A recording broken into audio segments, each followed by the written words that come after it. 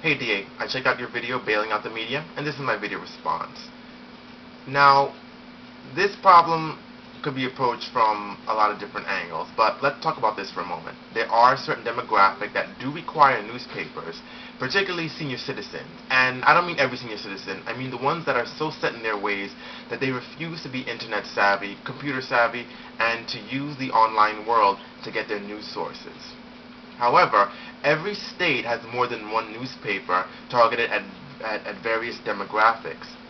Say for instance for me, I happen to live in New York City, and one of the primary newspapers that I read is the Daily News. But if I'm not going to read the Daily News, or if, let's say, a store is sold out, I can get different newspapers as well. The New York Times, the New York Post, Newsday. Every state, and particularly a metropolitan area like New York City, will always have more than one newspaper. And there's various newspapers to go toward different demographics than I just said. Now, my problem with the government trying to bail out failing newspapers is, number one, these newspapers are failing for a reason because the people are not reading them. And number two, where's the government going to get the money to bail these newspapers out anyway? Obama wants to put broadband in every community here in the U.S. with the money that we don't have, and it takes money to make money. So we're just going to put ourselves more in debt to save bailing newspapers.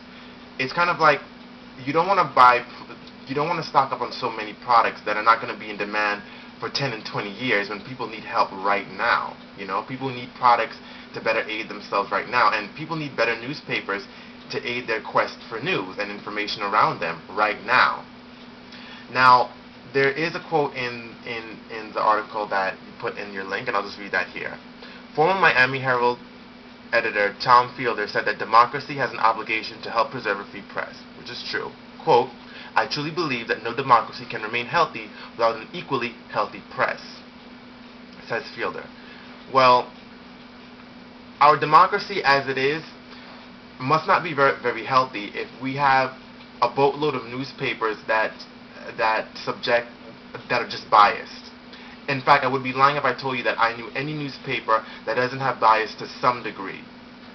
And if these newspapers are failing, well then, it's just a few less newspapers to be biased. And you know Darwin's rule, survival of the fittest. If they can't handle the heat, then it's time for them to bite the dust. Have a good day.